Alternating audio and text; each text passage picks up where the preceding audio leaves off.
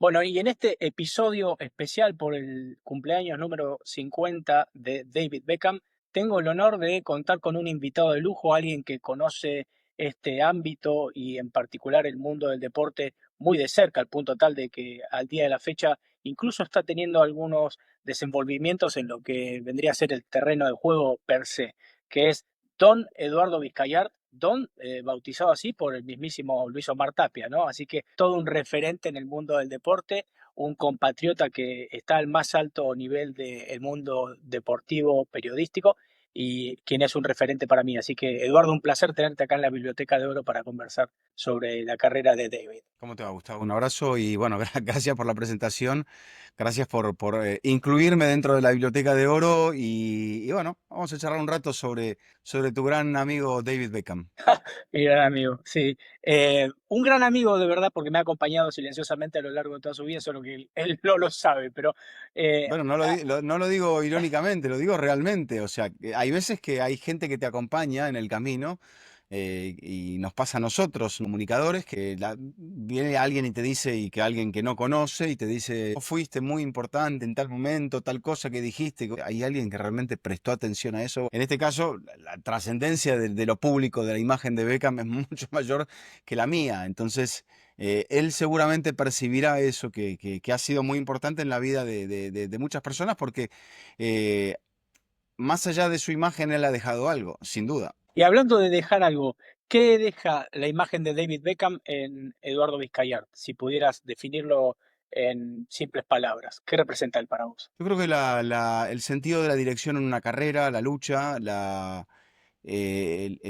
superación, el intentar siempre forzar el límite. Yo creo que Beckham siempre fue a lo que es o a lo que era el juego inglés en el fútbol de los años 90. Siempre fue un futbolista que bueno, a ver, siempre se destacó su imagen, ¿no? Que era un chico que tenía un aura especial porque, bueno, llamaba mucho la atención, un chico buen mozo, y claro, y jugaba bien al fútbol. Entonces, esa combinación de factores hizo que él llamase la atención y más aún en el club al cual él había apoyado de chico y del cual le había surgido como futbolista de las inferiores, el Manchester United. Creo que eso también le cargó de mucha presión y a la vez después, bueno, a ver, ¿de qué está hecho este jugador? ¿No? Hace muchos goles, es muy habilidoso, defiende muy bien, ¿qué es lo que tiene? Y lo que tenía era mucho trabajo detrás. David no era un 10 en nada, ni quizá tampoco, salvo en la pegada, eh, no era una nota muy alta. Sin embargo, él generó herramientas y potenció herramientas para poder llegar a ser un futbolista muy destacado y que creo que una marca muy fuerte. No visto solamente desde un sentido comercial, sino también desde un sentido de la identificación. Todo el mundo dice Beckham y sabe de quién estamos hablando, ¿no? Y bueno, creo que ese es el mérito de él y esa es la parte que yo admiro de él. El trabajo, el perseverar, el pulir defectos, el minimizar defectos para luego potenciar las virtudes. Qué interesante lo que decís, ¿no? Y vos sabés que me haces reflexionar respecto a, bueno, precisamente el diagrama de Venn con el que yo grafico este método que denomino método Beckham, tiene que ver con esto que vos señalabas recién, ¿no? Que él no era el mejor futbolista del mundo y tampoco era un 10 en muchas cosas. Él era bueno en tres cosas que son las que grafico acá. Parar la pelota, analizar el terreno de juego y volverla a golpear. Era muy pragmático.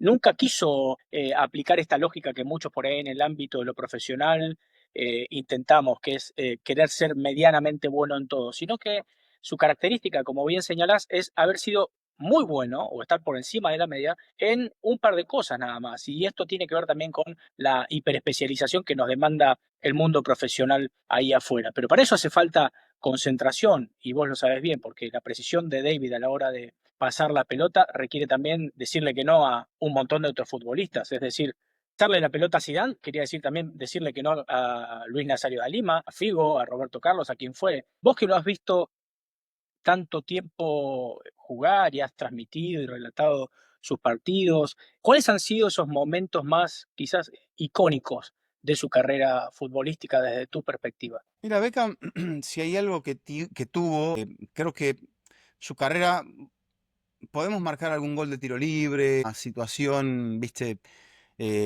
muy especial en cuanto a imagen, ¿no? O sea, desde el punto de vista visual, de decir, este es el Beckham que a mí más me queda. Y mucha gente dirá, bueno, lo que me queda a mí es la imagen de él, no sé, desde el punto de vista casi más de un modelo que de un futbolista. Pero eso es una simplificación y una injusticia con él importante, porque nadie logra mantenerse en el fútbol profesional la cantidad de años que él se mantuvo, que son más de 15, eh, jugando simplemente porque sos buen mozo. Entonces, eh, pero no hay un gol, no hay un golpeo de balón. Creo que lo que queda es la estampa de él, ¿no? La elegancia para conducir la pelota, eh, la inteligencia para lo que decías. Yo creo que el jugador también, él, por ejemplo, él aprendió a leer el campo y decidió que no se le iba a pasar al Messi de turno, al Zidane de turno, o al Ronaldo, o al Scholes. Se la iba a pasar al que la jugada iba a indicarle que era el mejor. Entonces me parece que ahí hay un punto también de disciplina de eso. Él tenía que saber leer muy bien el partido y él tenía que saber ejecutar lo que podía ejecutar. Porque de repente te podía, eh, por dinámica, podía aparecer en muchos espacios, por dinámica podía dar una mano en marca, por dinámica él podía dar una línea de presión y después ejecutar un pase o con el movimiento de la pelota. Tronco no era, pero creo que lo que me queda más bien es eso, ¿no? O sea, pienso en un gran cambio de frente, pienso en Beckham, pienso en un tiro libre que te pueda sacar un centro de gol, pienso en un tiro libre de gol, pienso en una pausa y pienso en él. Entonces, creo que el juego es mover la pelota en el campo y llegar al arco de enfrente y así poner la pelota en el arco de enfrente.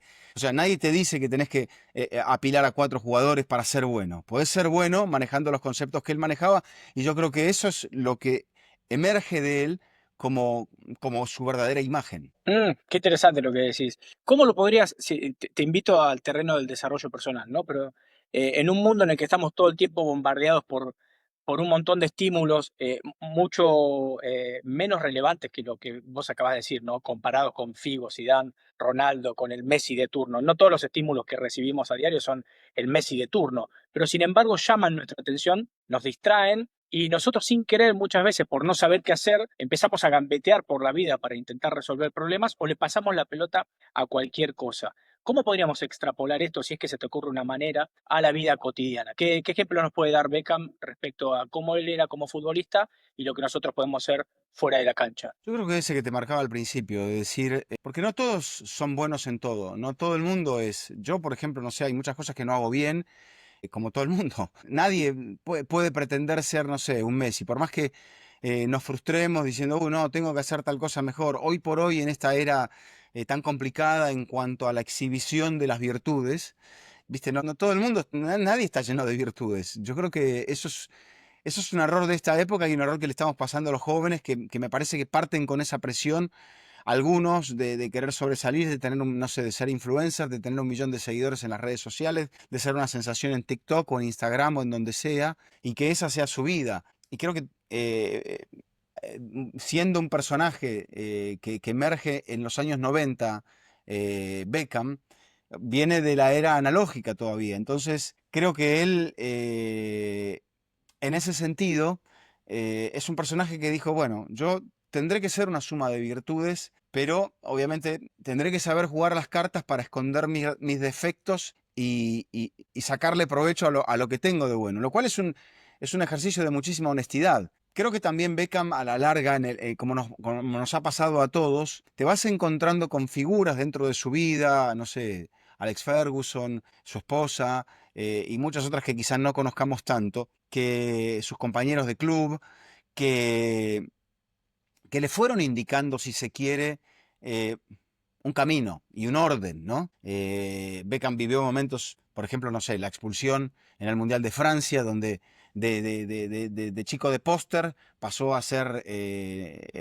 un villano y de ahí a volver al año siguiente con el Manchester United y ganar un triplete histórico para el club. Entonces, y un club también con mucha aura dentro de lo que es el fútbol inglés, porque el Liverpool representó siempre y en esa antinomia, siendo lo que los de Londres recién empiezan a emerger un poco más fuertemente con títulos en este siglo. Por ejemplo, no sé, los Invencibles de Arsenal, de Arsène Wenger, el Chelsea, el Manchester City. Son equipos, clubes que estamos hablando ya de este siglo. Y el United y el Liverpool vienen de atrás del viejo fútbol inglés, donde también se han destacado otros clubes que ahora están intentando volver, como Nottingham Forest, como Aston Villa. Entonces, Beckham viene de eso y él intentó y encontró en esas personas que le fueron marcando el camino, eh, yo creo eso, una cultura de vida. Y él, en ese mantra que lo acompañó, es eso, ¿no? Es la repetición de las cosas que ha hecho bien. Dicen ahora, por ejemplo, que él está trabajando, y lo va a conseguir seguramente, para que el reino de la Gran Bretaña le dé el título de caballero, o sea, de alguna categoría, no sé si será Lord, Sir, pero ser reconocido por la corona, que es el título más alto al que un ciudadano inglés, británico puede aspirar. Entonces, Beckham siempre ha trazado esa clase de objetivos y ahora está detrás de ese y seguramente lo conseguirá. Es muy interesante lo que señalás porque tiene que ver también con esto que va en contraposición, mejor dicho, a lo que decías recién sobre estas imposiciones que la sociedad pone sobre los jóvenes, incluso también sobre los grandes, ¿no? En relación a qué tipo de indicadores son aquellos que van a determinar si una persona es exitosa o no, y por lo tanto uno va por ahí queriendo modelar vidas que además hay que ver, ¿no? Son totalmente proyectadas, ni siquiera son la realidad per se, pero me haces acordar esta frase de Theodore Roosevelt, ¿no? Que la comparación es la ladrona de la felicidad. Entonces estamos todos creyendo que este dicho de el césped siempre más verde al otro lado de la cerca, ¿no? Que vos en donde vivís lo debes conocer muy bien. Pero me gusta esta coherencia que estás mostrando de un David que sabe de dónde viene y que también sabe muy bien hacia dónde va, que mantiene sus raíces y que siempre tiene algo más a lo cual aspirar. Y esto es importante porque mucha gente cree que a veces por narcisismo, a veces por victimismo o ambas, cree que su vida es muy complicada, que es muy difícil y efectivamente hay vidas muy difíciles y muy complicadas, pero siempre, incluso a David Beckham, al final del día, hay algo por lo cual esa persona va a mirar por la ventana. Será una ventana distinta, evidentemente, la de David Beckham a la que nosotros tengamos en nuestras casas, pero al final del día, él cuando mira por la ventana tiene un anhelo y tiene algo a lo cual aspirar y tiene otra cosa por la cual trabajar, ¿no es cierto? Es muy interesante lo que señalás y comparto totalmente. Él es un ícono y un representante de la cultura británica y de seguro que esa impronta no solo es la que quiere dejar, sino que también de alguna manera es la que lo caracteriza, ¿no? Porque si pensamos cómo él se ha ido de los clubes en los cuales ha jugado, de alguna forma se puede ver esta tónica, ¿no? De caballero inglés, ¿no? De me voy a ir y me voy a ir bien. Y, y al final del día no me voy a esforzar tanto por dejar una buena impresión, sino por sobre todas las cosas dejar la última mejor impresión posible. No sé si compartís este análisis que estoy haciendo. Sí, sin duda. Yo creo que igual, viste, podemos repasar de los clubes más fuertes de su vida y evidentemente el corazón de Beckham es el del Manchester United. Entonces, porque yo no recuerdo, y ahora cuando vos hablabas hacía memoria, cuántas veces él ha ido al Bernabéu a ver a Real Madrid, cuántas veces Florentino Pérez le vendría muy bien la imagen de Beckham, lo ha sentado en el palco. Quizá, no sé, no ha sucedido porque pensará que en un club tan grande como Real Madrid, un David Beckham no sé, no ha sido para él, ¿no? Como un Figo, con el cual también terminó mal Florentino Pérez. Quizá no sea el mejor ejemplo Florentino Pérez y el Real Madrid, pero por ejemplo el Galaxy, ¿no? El Galaxy es un club muy importante en la vida de Beckham. Es el que le permite hacer un puente hacia este tramo de su vida, incluso hasta el que le permite, por ese pacto con la MLS, generar una franquicia que termina estableciendo y posicionando en Miami y alargar un poco con su aura esta situación que se está viviendo, que es el hecho de que Messi esté jugando en Miami, porque la historia no contada es que el que lo convence no es el proyecto de los hermanos más, quizá los hermanos más lo trazan y piensan, pero piensan con su socio en ese momento, que es Beckham, y decir, bueno, ¿y quién lo va a convencer? Y Beckham dice, yo lo puedo convencer. Entonces, no sabemos los intríngulis de esa situación, pero ahí es donde a mí me parece que es Beckham el que destraba muchas puertas por la imagen que ha tenido. Y una carta que él, por ejemplo, no ha jugado de una manera decisiva, ya te digo, sentándose en el palco del Manchester United, que hoy es bastante tumultuoso sentarse en el palco del United, donde, por ejemplo, no sé, le sacaron esa posición simbólica que tenía al entrenador de 26 años, Sir Alex Ferguson, porque no se le podía pagar esa posición de honor que tenía dentro de esta administración de mínimos que el club está presentando ahora. Eh, entonces, ni Madrid, ni... El Galaxy lo entiendo porque él está posicionado con otro club de la liga. Pero ya te digo, el Galaxy para él fue muy importante, porque el Galaxy sirvió de puente de salida para Europa, para establecer aún más profundamente la marca de Beckham en Hollywood, nada menos, y en el mercado americano, y después para generar esta posibilidad de este Beckham que ya creo que ya no es un dirigente, y si alguna vez lo fue, no es un dirigente del fútbol. Fíjate que él no se constituyó como director deportivo, ni como asesor de mercado, ni como asesor técnico. Él hace tareas dirigenciales dentro de lo que él sabe y lo que él le gusta, que es las relaciones públicas y las relaciones humanas. Y en eso me parece que es un crack. Y entonces ya él está pensando en otra cosa. Ya un poco sus objetivos de ahora, trabajar contra la malaria, ser embajador de UNICEF. Lo que te digo, trabajar para esa imagen que le permita, creo que cumplir un sueño de niñez o para sus propios padres. Es decir, yo voy a entrar al Palacio Real y en este caso el rey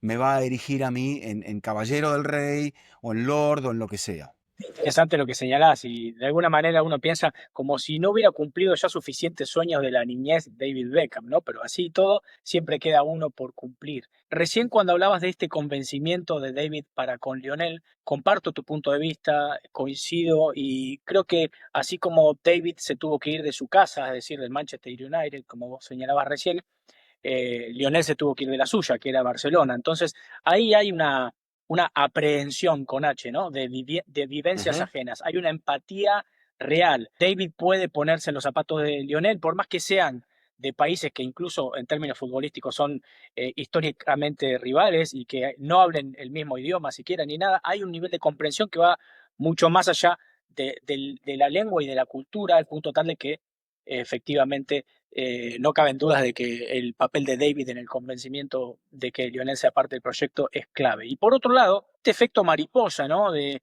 un David siendo incomprendido, teniendo que dejar el Real Madrid en 2007 para irse a una liga menor de 2 equipos por entonces, cruzar no solo el océano, sino también todo el territorio norteamericano para irse a la costa oeste, a jugar al fútbol con compañeros que por la mañana tenían que ser jardineros porque no les alcanzaba el salario para poder subsistir, lo cual no es menor porque si uno piensa cuáles son las características deportivas de David, que era ser un buen pasador, no es lo mismo pasarle la pelota a 80 metros de distancia a Zinedine Zidane, que la va a bajar sin ningún inconveniente, que a un colega que por ahí pueda tener alguna dificultad mayor porque no es un deportista de tiempo completo, ¿no? Pero me gustó esto que señalaste porque gracias a ese David que cruzó el Atlántico en 2007 y a ese nivel de entendimiento que logró con Lionel al haber seguido los dos de sus casas, hoy podemos tener al mejor futbolista de la actualidad y mi opinión personal de todos los tiempos, celebrando sus goles mientras abraza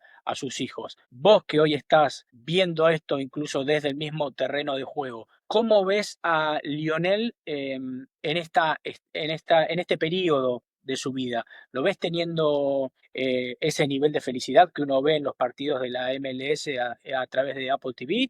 Eh, Hay algunos detalles que a nosotros se nos pueden escapar. Me gustaría conocer tu opinión de primera mano. Creo que hoy Messi está en un punto en el cual él ha buscado simplificar su vida un poco, de una cierta manera, porque ya el resto, Messi ya ha cumplido, justamente casi coincidentemente con los 50 de Beckham, con los 20 años del primer gol que marcó en Primera División con la camiseta del Barça.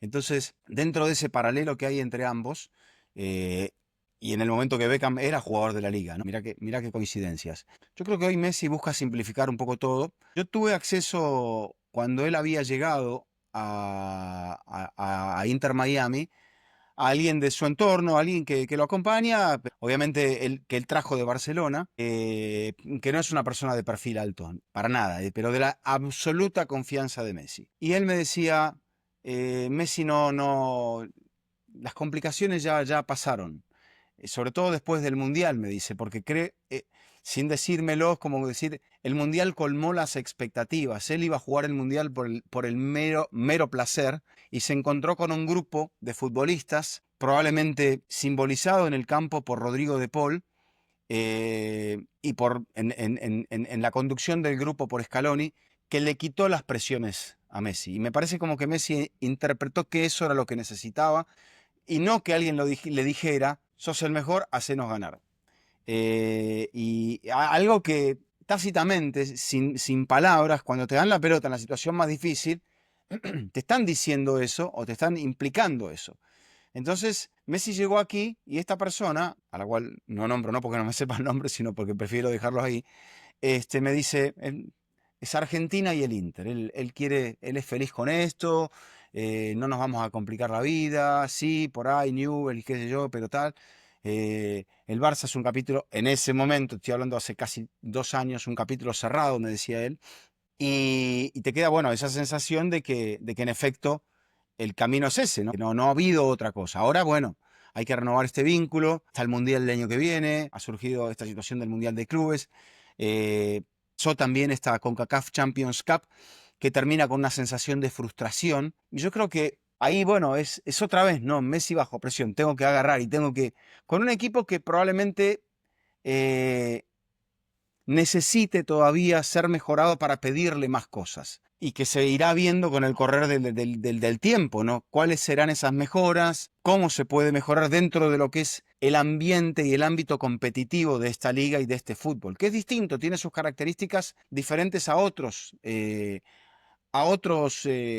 filosofías, a otras culturas futboleras. Entonces, claro, Messi ahora habrá pensado, no sé qué es lo que habrá pensado después de la eliminación contra Vancouver, pero el equipo volvió, cuando juega en el partido siguiente en la MLS, vuelve a golear. Y es como que no le dio para competir contra Vancouver, ante el subcampeón de la liga, que obviamente no es el mismo equipo de la temporada pasada, golea. Y creo que ahí es donde Messi dice, bueno, a este campeonato donde voy a jugar relativamente sin presión hasta que empiece el playoff, se acomoda un poco más a mi idea. Pero después, bueno, viene ahí, y me pongo a hablar de Messi porque me lo preguntás, ¿qué va a pasar con el Mundial? Que todavía Messi no se ha pronunciado. Em, y digo, bueno, no sé, yo creo que Messi entiende eso, que para jugar el Mundial y jugarlo bien, no testimonialmente sentado como el jugador número 26 del equipo, él quizá no se pueda permitir, dependiendo de cuándo el Inter Miami termine su temporada y la comience nuevamente oficialmente en el mes de febrero, pasar tanto tiempo como en esta temporada, que estuvo parado entre principios de noviembre y mediados de febrero oficialmente. Estamos hablando de casi 3 meses y medio. Y eso para un jugador que aspirará en esa ventana casi a jugar un mundial probablemente sea mucho. No sé si Messi irá a entrenar a otro club durante esos meses, cosa que quizá lo haga, cosa que quizá lo pacte, cosa que quizá termine concretando y jugando algunos También hizo partidos como Beckham cuando iba al como hizo Milan. el propio Beckham, exacto. Creo que en el primer contrato no estaba estipulado esto y probablemente en ese sentido también Beckham le marque el camino y diga, bueno, si vamos a seguir, sobre todo para este año, o quizá para el último año o para el siguiente año,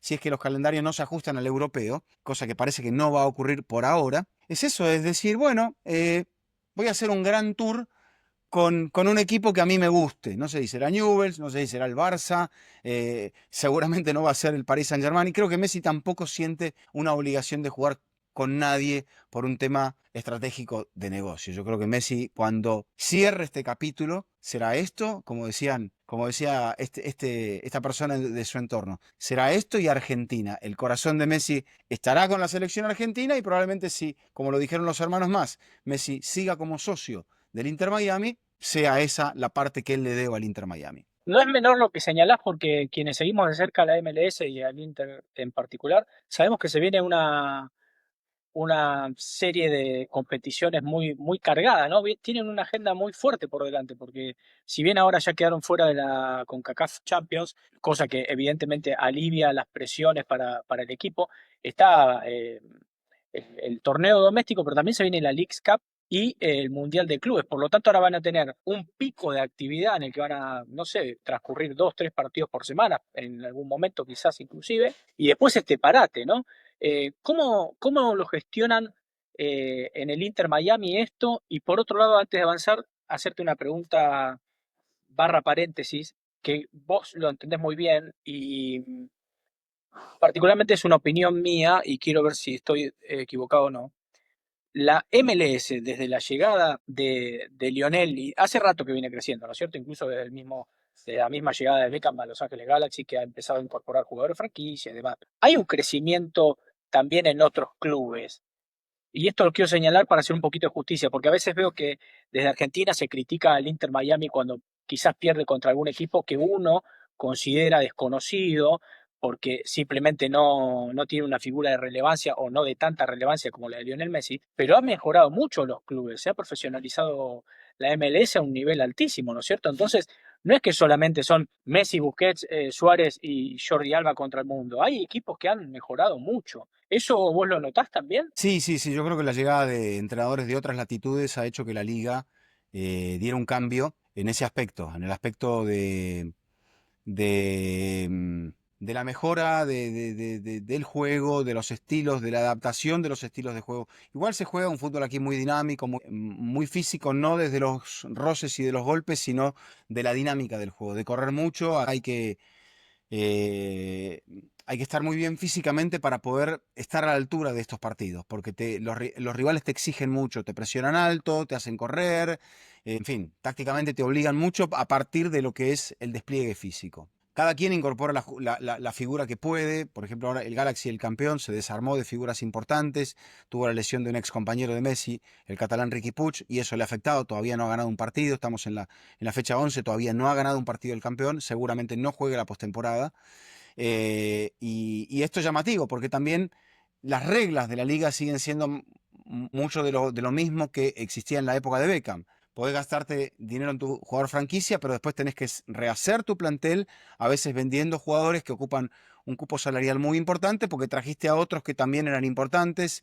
Entonces, dentro de todo este jeroglífico, la liga es complicada. Y le pasó a Inter Miami que tuvo que traer refuerzos, pero no los suficientes como para poder competir. Creo que en cuanto al calendario del Inter, eh, a ver, como está jugando, yo no sé si va a superar el tercer partido, no, no creo que supere la fase de grupos del Mundial de Clubes, por ahí me equivoco. Y la Leagues Cup es un torneo que ya ganó, que por ahí le puede llegar a servir de puente para la clasificación hacia la CONCACAF de la próxima temporada, pero yo creo, entendiendo a lo que juega el Inter va a conseguir ese objetivo por la tabla de la liga, la tabla anual de la liga, y que después le tiene que colocar todas las fichas a la postemporada, a ganar el título de la MLS. Me La parece que prioridad allí es vendría a donde ser Supporter Shield y ir por este título que todavía no ganaron, que es la postemporada. ni siquiera la Supporter Shield, porque ya la ganaron y no te significa gran cosa. Yo creo que el equipo tiene que planificar, llegar bien a lo que es la última parte de la temporada. Cuando comienza ese mano a mano, donde si no estás bien te puede sacar un equipo que era el 10 de tu conferencia, o el 9, perdón, que era Atlanta, y bueno, eso puede ocurrir en esta liga, porque no pasa mucho en la NBA, pero ha pasado en la historia de la NBA que el 8 era el 1, y pasaba eso a 3 partidos,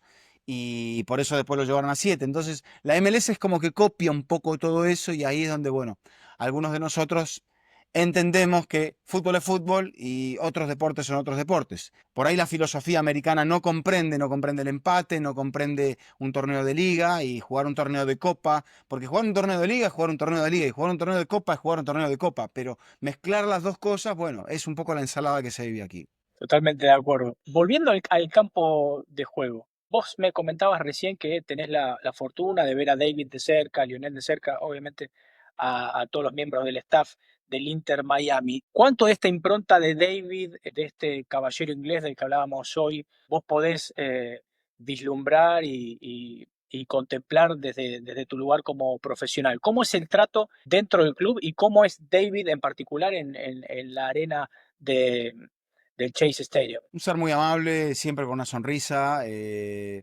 Y me parece que no es pose, creo que él está disfrutando lo que está viviendo, él es muy profesional, muy serio, muy inglés en ese sentido. Él sabe lo que el pacto que tiene con los hermanos más, a los cuales les ha vendido la mayor parte, creo que él se ha quedado con una parte simbólica, cosa que tampoco ha trascendido demasiado. Fíjate que toda esa transición se hizo en un modo muy, muy de negocios, en silencio, y Beckham ha quedado para el requerimiento que los dueños del club, la propiedad del club, le ha pedido y él cumple impecablemente. Dentro de eso, Beckham viene, participa cuando tiene que participar, está cuando tiene que estar. Se decía incluso que dentro del tema de la extensión del contrato de Messi había algo que Beckham había prometido de palabra y que aparentemente eso fue un contrapunto entre los más y el papá de Lionel, Jorge. Eh, Claro, Leo quería que le respetaran la palabra y dice, bueno, eso lo prometió Beckham. Yo no sé si apelaron a Beckham para que Beckham desbloquease el asunto. El tema es que tendremos la confirmación de todo eso cuando aparezca la extensión del contrato. Pero bueno, se van cumpliendo estos objetivos. Beckham es una figura también muy importante a nivel de la FIFA. Infantino creo que también lo ha visto así. A Infantino, los exjugadores, sobre todo los grandes exjugadores, es algo que él ha recibido con los brazos abiertos, que ha utilizado muy bien políticamente. Y entonces aquí tiene una situación que es ideal. En la invitación que causó mucho ruido a Inter Miami para jugar el Mundial de Clubes por haber ganado el título de la tabla anual de la temporada 2024, a muchos clubes les hizo ruido y generó algunas protestas, pero bueno, ellos entienden que están dentro de un coto privado en el cual si cambian las reglas, esto no es un ente público, no hay estatutos legales firmados de una manera ratificados por un congreso, no, esto es una mesa de dueños, una mesa de millonarios, y dijeron, bueno, le toca al Inter Miami, le toca al Inter Miami, ¿qué va a hacer? Es un buen embajador de la liga y cada vez que puede jugar de visitante, mete 50, 60 mil personas en los estadios, o sea, se abre generosamente para aquellos clubes con los cuales les toca jugar. Y eso, bueno, eso me parece que los hermanos más lo han manejado muy bien. Y Beckham también. Beckham no está en todos los partidos, pero siempre que está se hace sentir, se lo ve una persona súper cordial, se lo ve una persona súper amable, que nunca está con un gesto cruzado, con un mal gesto. Siempre está impecable. Para finalizar y aprovechar esto que acabas de decir de sus gestos y de su semblante, hoy al principio comentabas que es muy difícil llegar a jugar en primera división y sostenerse en un equipo o incluso en varios, como lo ha hecho David. Entonces, llegar es difícil. Estaba repasando, fue casi 20 años, no 15, 20 Casi años. 20 años, claro, sí, tal cual. Sí, si tomamos desde el momento en el que él tiene la foto con Ferguson de niño, ¿te acordás? De adolescente, Ujú. firmando el contrato con Manchester United hasta su último partido en el Parque de los Príncipes con el Paris Saint-Germain, sí, sin duda. Entonces, tenemos a este niño que llega a las primeras divisiones del Manchester United, con todo lo que eso implica. Se va del Manchester United al Real Madrid, del Real Madrid a Los Ángeles Galaxy, a ser parte de un proyecto fundacional de una liga emergente. AC Milán, Paris Saint-Germain, capitán de la selección inglesa, único futbolista en meter 3 goles de pelota parada en mundiales, según tengo entendido. Pero al margen de lo futbolístico y de mantenerse en su carrera, él también logró algo muy importante que es trascender el silbatazo final, trascender esos vuelos que le hacían sus compañeros del PSG y seguir siendo una figura influyente en el mundo del deporte. Entonces, ¿cuáles son esas 3, 5 o las características que puedas enumerar? Características entonces que le permitieron a David ser el futbolista que fue y ser hoy esta figura relevante que es Eduardo. Mira, la fortaleza mental es algo que lo acompañó y lo viene acompañando durante toda su vida, porque es la fortaleza mental la que le hace ver a él cómo tener que trabajar las situaciones que eran mejorables de su juego y que él podía mejorar. No atacar a algo utópico, sino decir, voy a atacar esto porque sobre esto yo puedo mejorar de un modo tangible, no es de un modo figurado, de algo que es una proyección afortunada. Entonces, él puso el énfasis en lo que era y entender lo que era mejorable. Y a partir de ahí, ascendió. La fortaleza del Temple para sobreponerse al episodio de la expulsión con Simeone en el Mundial del 98. Para al año siguiente volver y estar dentro de ese United ganador de todo. Después para proyectar su carrera y entender que eso que no existía de marca global y eso que el futbolista inglés, salvo casos muy excepcionales y de no figuras, no de figuras de primer nivel, no había triunfado en el fútbol español. Pero él dice, alguien hace un análisis y se dice que es victoria, que el camino pasaba por Real Madrid, que la marca global de Real Madrid era de un impacto, o sea, si la marca global de United, que era muy fuerte ya, abarcaba, no sé, 60% o 50% del mapa, la de Real Madrid abarcaba 100% o 95% del mapa. Porque ¿dónde no llega Real Madrid? Es la verdad, es una marca eh, notable, de las más fuertes del mundo. Y él da ese salto. Por ahí, viste, que le queda el hecho de asimilarse a la cultura española, a la cultura de Madrid, el idioma. Pero volvemos a lo mismo. Él por ahí dice, yo no voy a ser un lingüista, me voy a manejar con... Y se entiende con Messi de esa manera, y con la familia de Messi de esa manera, eh, pero logra ese salto. Y de ese salto da otro salto más. Yo creo que también ahí esa focalización, esa preparación hacia lo siguiente, ha hecho que no viéramos, por ejemplo, las fallas, las costuras dentro de lo que es este trazo, esta tela donde Beckham ha pintado su obra.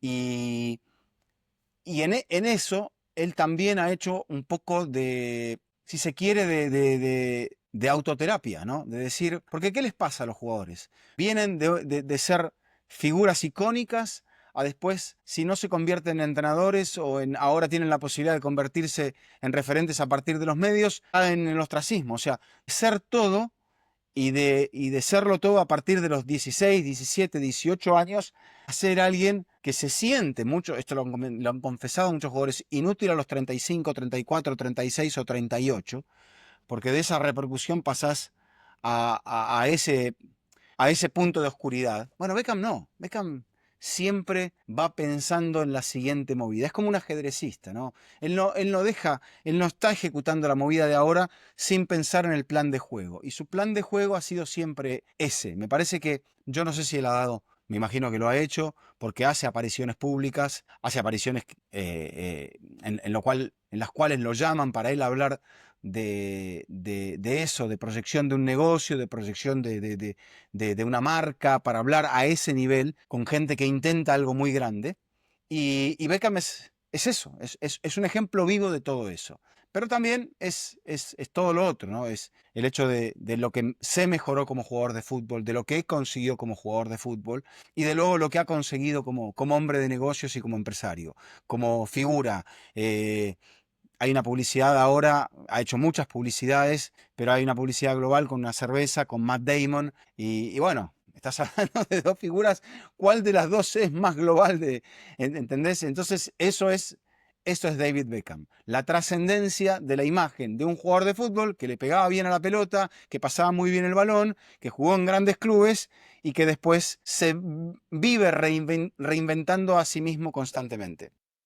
Es muy interesante lo que señalabas, Eduardo, y sí, efectivamente es un hombre que ha sabido diversificar también esas estrategias que se trazan hacia adelante, ¿no es cierto? No es que solamente tiene una tarea en la cual poner su energía, sino que además tiene múltiples frentes abiertos, tanto sea en lo comercial, en el desarrollo, por ejemplo, de productos nutricionales. Hace poco tiempo lanzó una marca que se llama I Am 8, que es una marca de suplementos bueno, que él es inversor y consume a diario, según dice. Hay un detalle que para mí es muy interesante y me gustaría reflexionarlo con vos. Lo conversé con Florent Torchut, que es periodista del equipo y de France Football, que es quien le entrega los balones de oro a Lionel Messi cuando se hacían las entrevistas en su casa. Y yo le decía esto a Florent, que David dentro de la cancha probablemente no tenga nada que enseñarle a Lionel, pero fuera de la cancha tiene mucho para poder compartir con él, sobre todo para que Lionel, una vez sonado ese silbatazo final al cual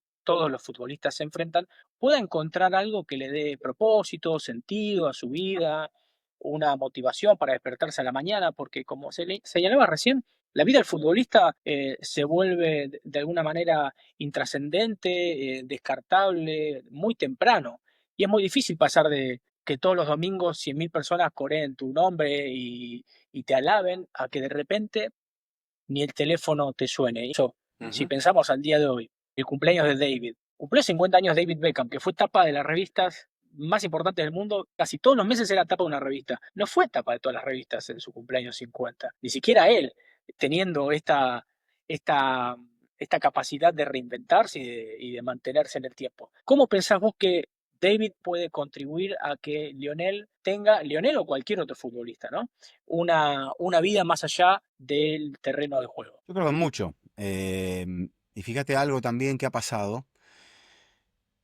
Cristiano Ronaldo jugó en Inglaterra y sin embargo los grandes futbolistas ingleses de la época, estoy pensando, no sé, desde Río Ferdinand o más allá, incluso con lo que marcabas, ¿no? El contrapunto con nosotros los argentinos, el propio Gary Lineker, con su amor por Maradona y luego por Messi, Wayne Rooney, ellos se volcaron decisivamente por Messi. Si tuvieron que elegir en esa dualidad, en esa dicotomía entre Cristiano y Messi, se fueron por Messi. David Beckham no apostó por Cristiano, apostó por Messi. Y creo que esa, hay algo allí, más allá, viste, de que ahora, no sé, por un poco estas manifestaciones de Milei en cuanto a lo inglés y a su admiración por Margaret Thatcher, que a mucha gente le causa urticaria y es lógico, es totalmente lógico. Pero dentro del desarrollo de país de Argentina, y esto no tiene nada que ver con una idea colonialista, ni mucho menos, ciertos caminos marcados por los ingleses nos han guiado mucho más de lo que la gente, el común de la gente cree. Y no es un posicionamiento político lo que estoy diciendo, creo que es un hecho. Es un hecho que generó que la Argentina, y es mucho más profundo, fuese, por ejemplo, bastante diferente a lo que era el entorno, con la excepción de Uruguay, del resto de los países de América del Sur. Entonces, esa influencia nos dio un carácter distinto. Y acá hay una asociación entre un inglés y un argentino, que si Messi, me parece, es capaz de decir, como pasa en el ciclismo, esa es la rueda que me va a llevar a la meta, que me va a llevar a pelear la etapa y por ahí a ganarla al sprint, esa es la escapada correcta. Bueno, si él interpreta que la rueda de Beckham es la correcta, probablemente le dé un sentido más allá de todo esto a su carrera cuando termine. Porque también hay algo de lo cual no se habla. Cuando se es tan grande, se te acerca un montón de gente y es el problema del ídolo. Todo el mundo se te acerca, todo el mundo te quiere y todo el mundo te pide algo. Y después todo el mundo te termina sacando algo. Entonces, vos dirás, bueno, si se le escapan, no sé, un par de millones a cada uno de ellos, no les va a pasar nada.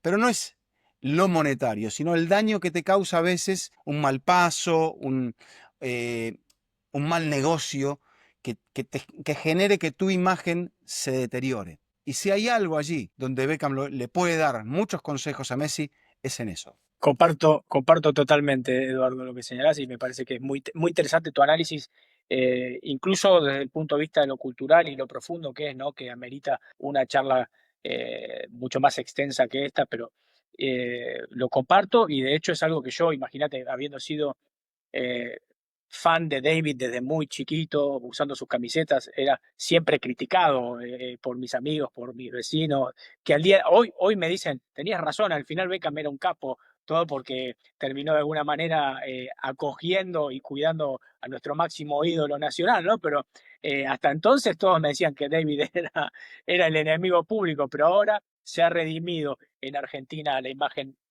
de David. Me gustaría hacerte una pregunta como autor que sos, y con esto ya empezar a liberarte porque sé que tenés una agenda muy ocupada.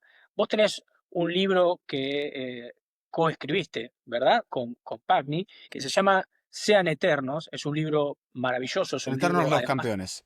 Sean eternos los campeones, muchas gracias. Un libro hermoso, un libro de colección, un libro digno de tener en una vitrina y de disfrutarlo y de repasarlo y de tenerlo siempre cerca para tampoco dar por hecho lo que supimos conseguir, ya que estamos parafraseando el himno nacional argentino. ¿Cómo fue tu experiencia en la realización de esa obra? Contanos cuáles son las características de tu libro y dónde lo podemos conseguir para que la gente que nos mira también pueda acceder a esa maravillosa obra que realizaron. Gracias, Gustavo.